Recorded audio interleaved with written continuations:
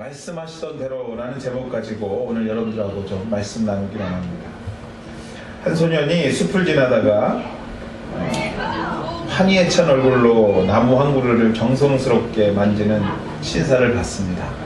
얼굴이 밝아갖고요, 나무 한 그루를 만지고 있는 것이죠. 소년은 그에게 이 나무에 무슨 특별한 점이 있냐고 물었습니다.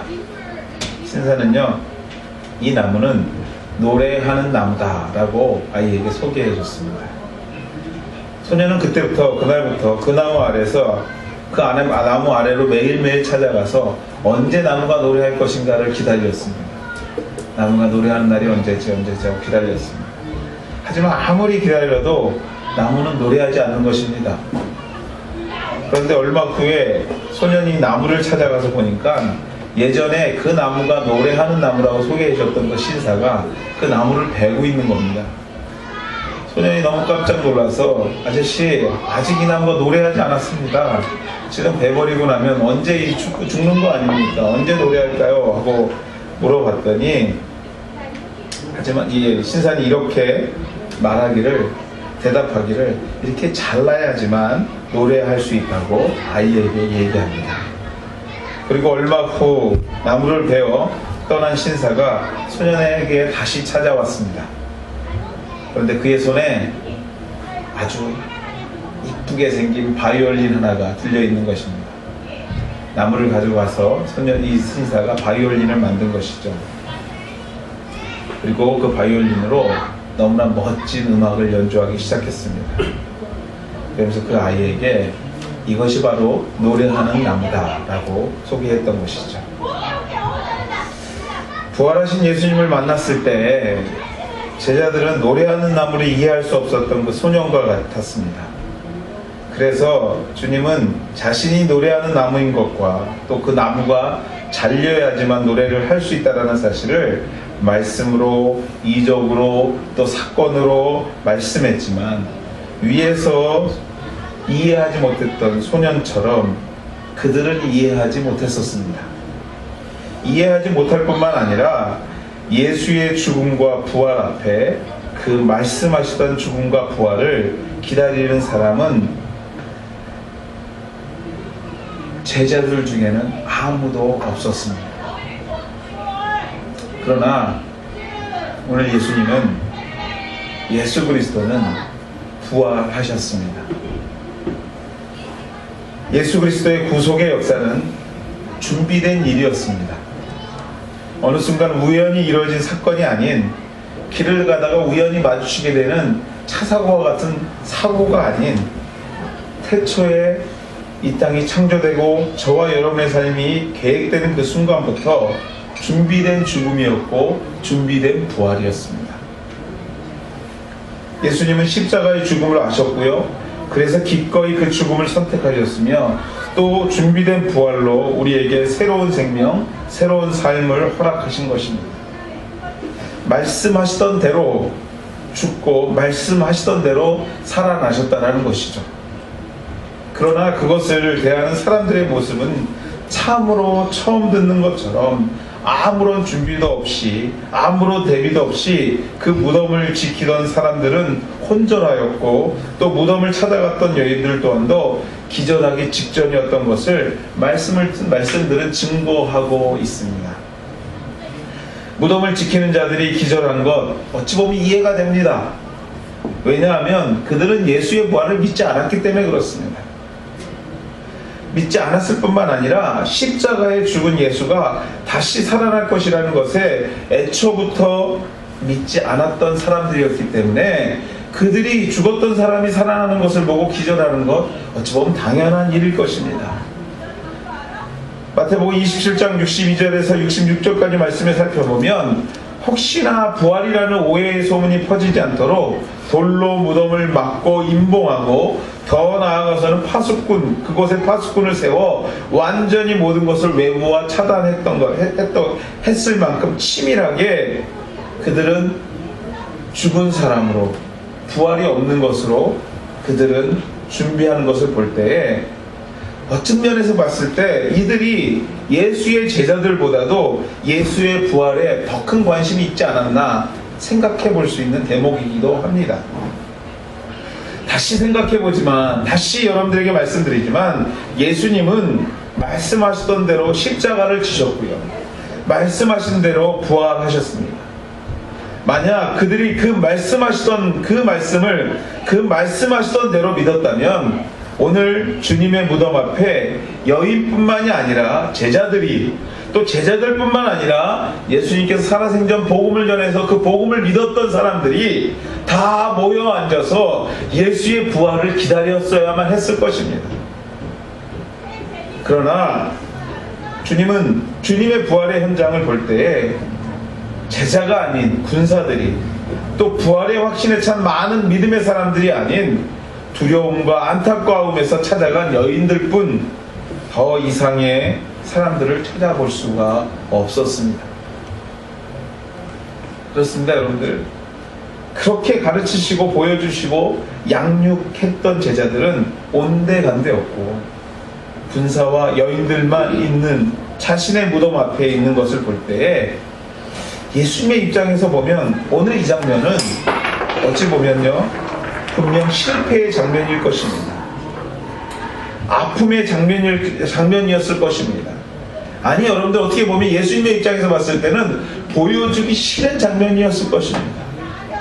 지난 3년 동안 최선을 다하여 가르쳤지만 결론적으로 자신이 말했던 그 말을 믿지 못한 모든 사람들의 모습을 자신은 좀 감추고 보여주기 싫은 장면이었을 것입니다. 그러나 그럼에도 불구하고 기록하고 전하고 있는 이유는, 아니, 그 이유가 분명히 있을 거라는 것이에요. 어찌 보면 예수님의 입장에서 이 실패의 장면을 왜 우리에게 전하고 있는 것일까? 이것에 우리가 한번 관심을 갖고 질문해 볼 필요가 있다는 것입니다.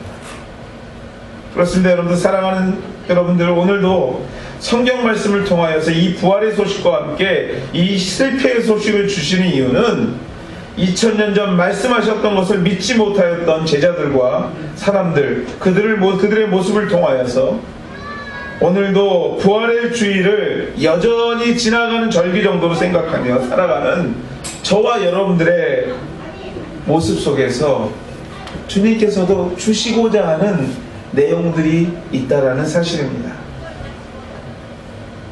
분명한 뜻이 있다라는 것이죠.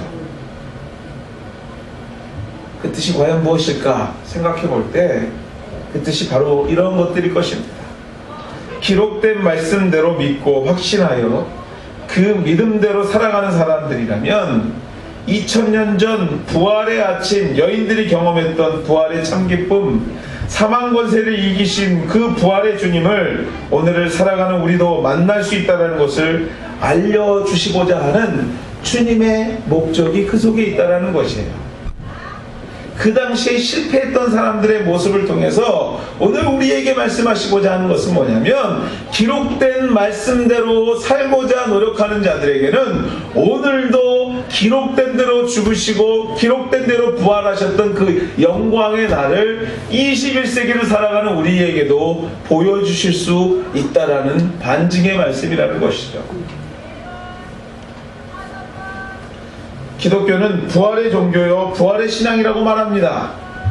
왜냐하면 오늘도 할 수 없음에도 불구하고, 죽을 수밖에 없음에도 불구하고 그 가운데 주신 말씀을 붙잡고 하나님의 뜻대로 살고자 할 때 할 수 없는 것을 하게 하시는 부활의 능력이 죽어가는 영혼과 무너져가는 가정과 생업의 현장이 새로운 힘으로 부활하는 능력을 오늘도 맛보고 오늘도 주시기 때문에 기독교는 부활의 종교고 기독교는 부활의 신앙이라고 오늘도 얘기하는 것입니다.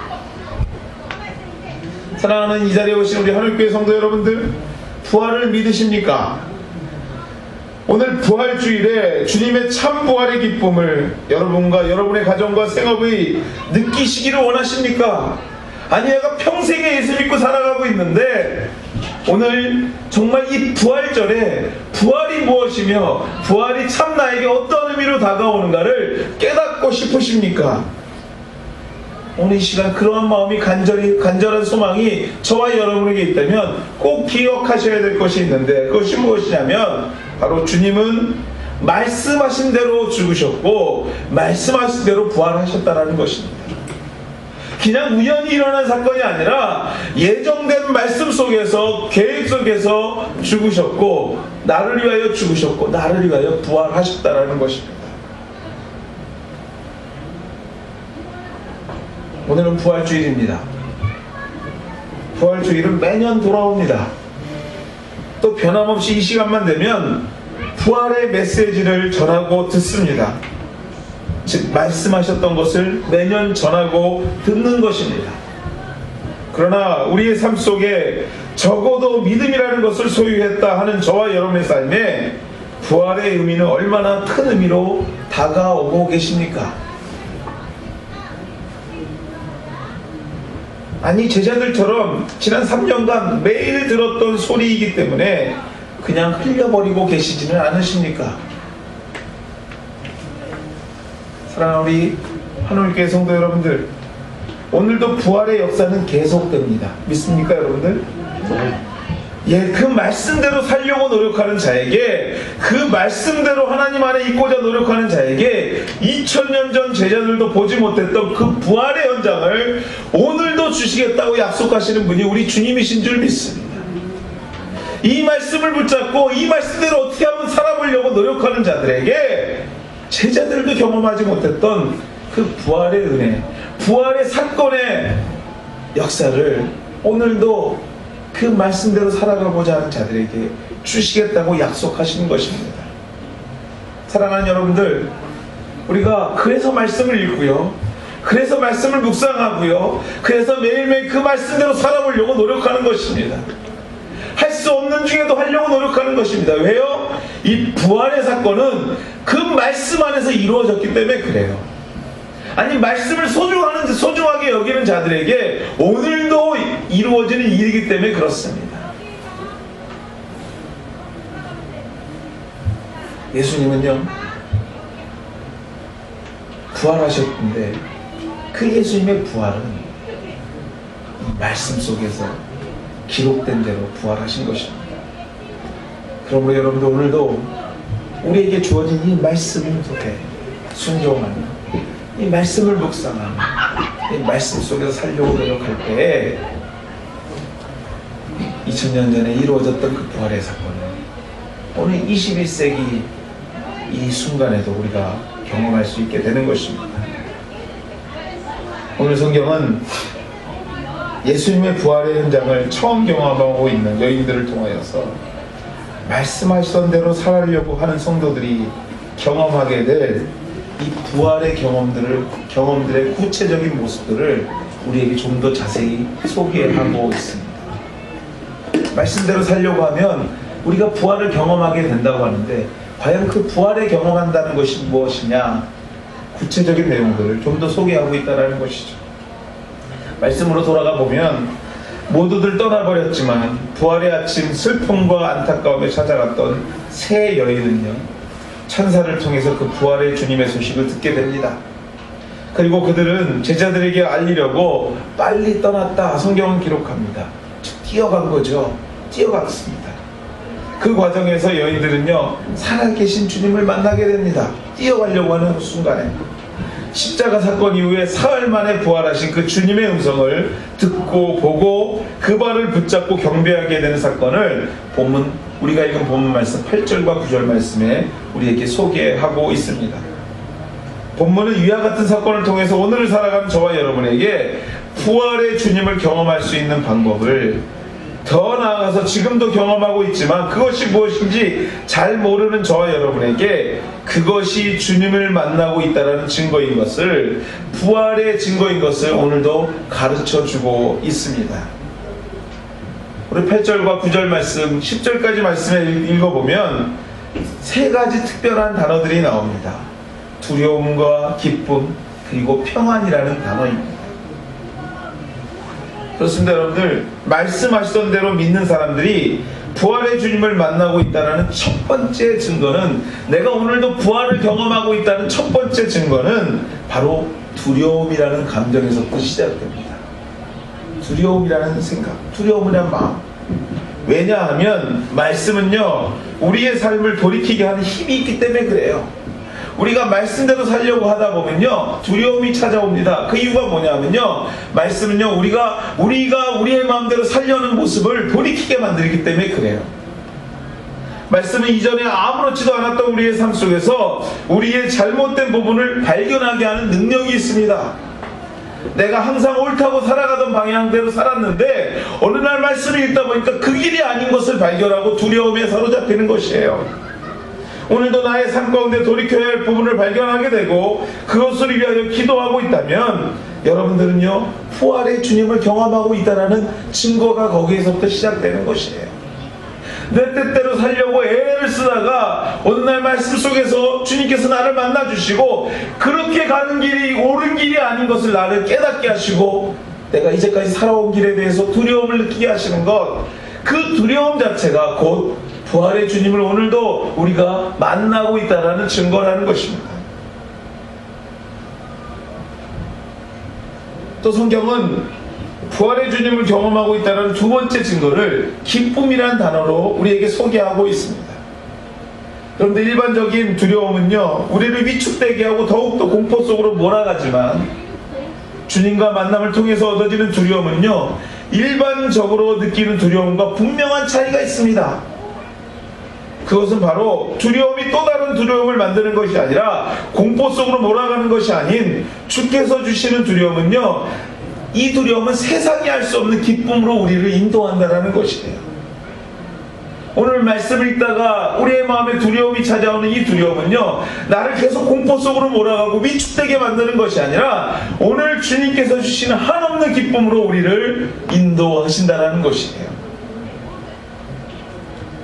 세상에서 용서받을 수 없는 죄를 짓고 사형을 선고받은 사형수가 그 순간에 누군가에 의해서 복음을 소개받고 말씀을 읽게 되고 말씀의 마음의 터치가 되는 순간에 곧 내일 사형받을 사람들이 오늘을 기쁘게 살 수 있다는 것이에요.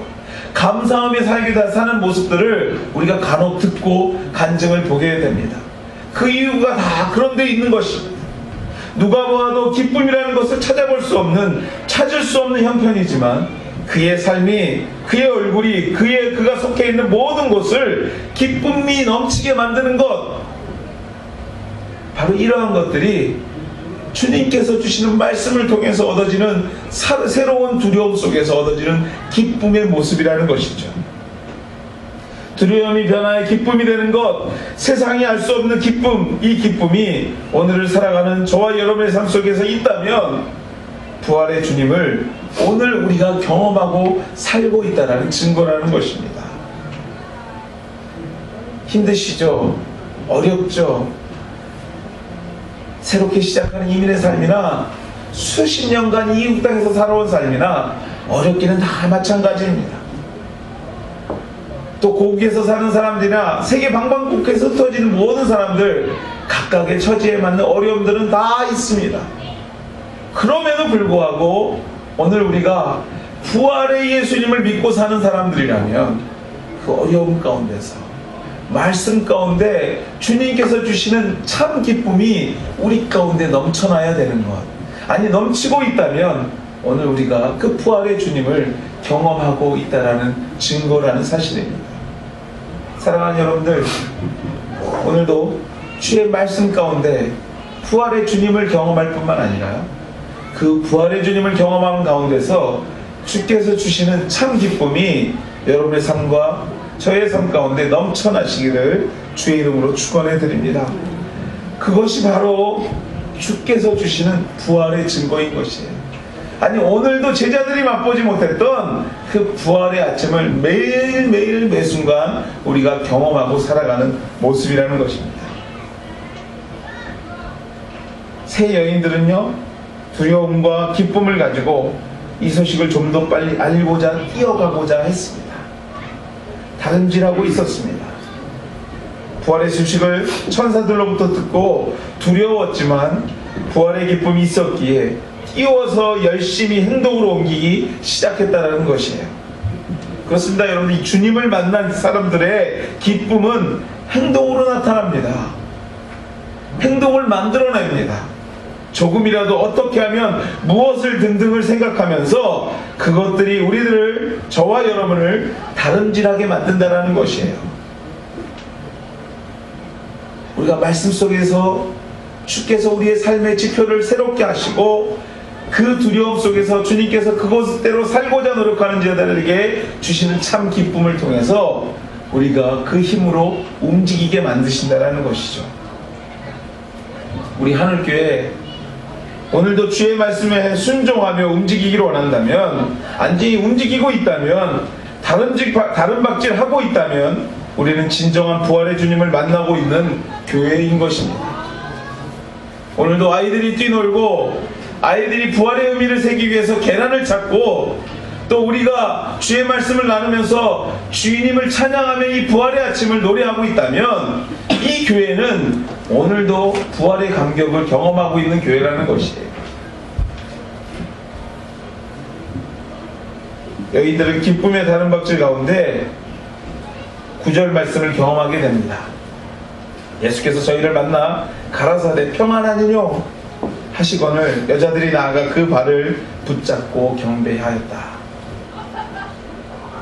그런데 기쁨이라는 것이요, 약간의 흥분 상태로 인해서 불안정한 상태라고 본다면, 평안이라는 것은 이 약간의 흥분마저도 제거해버린 완전한 상태, 누가 뭐라고 해도 절대로 주님을 놓지 않는 상태, 시험이라는 단어가 삶 속에서 없어진 상태, 완전한 부활의 주님을 만난 평안이라는 것입니다.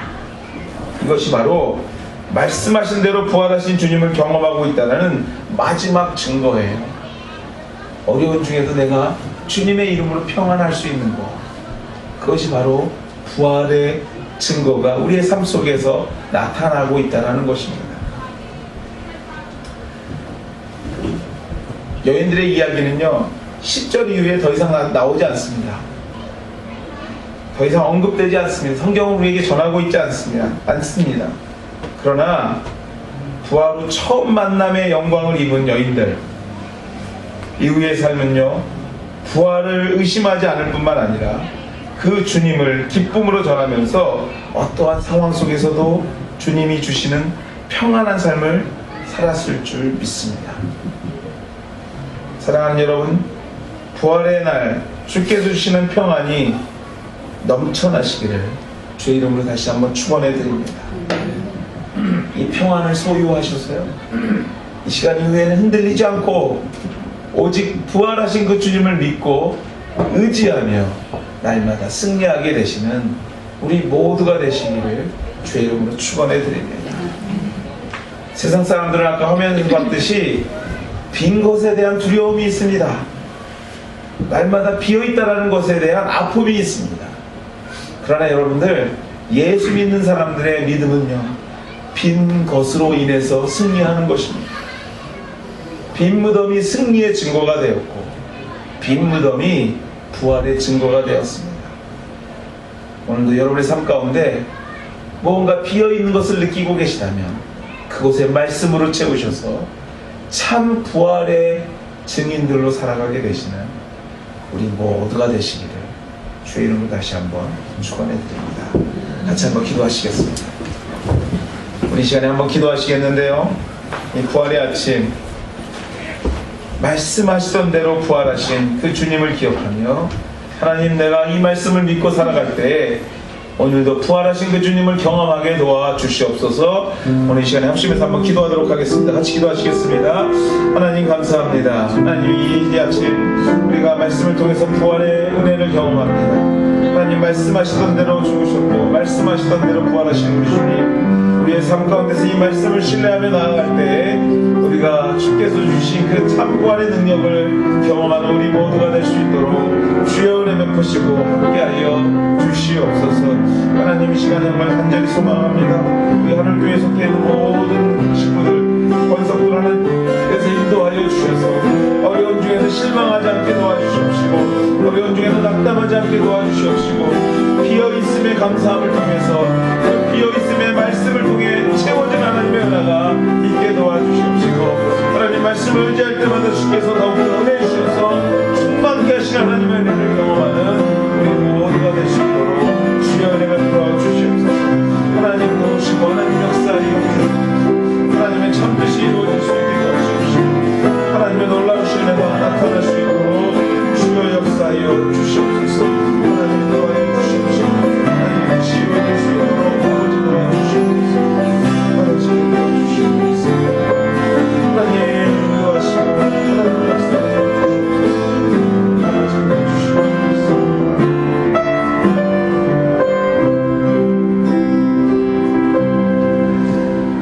좋으신 하나님 감사합니다.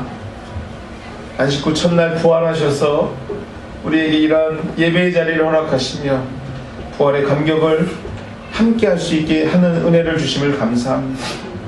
하나님, 날마다 죽음 앞에 서 있는 것 같은 어려움들이 우리에게 찾아오고 있습니다. 하나님, 그럼에도 불구하고 오늘 우리가 부활의 신앙을 가졌기에 그 어둠의 세력 앞에서 예수 그리스도의 이름으로 날마다 승리하며 다시 한번 일어서고자 합니다. 아버지 하나님, 인도하여 주시고 함께하여 주셔서 쓰러지지 않게 도와주시옵시고 말씀을 통해서 부활하신 그 주님을 말씀을 통해서 날마다 경험하며 승리하는 주의 백성들 다 될 수 있도록 주여 인도하여 주시옵소서. 이 부활주일 부활의 참 기쁨이 우리 하늘교회에 속해 있는 모든 가정과 생업 위에 임하게 인도하여 주시옵소서. 이 모든 말씀 예수님의 이름으로 기도드렸습니다.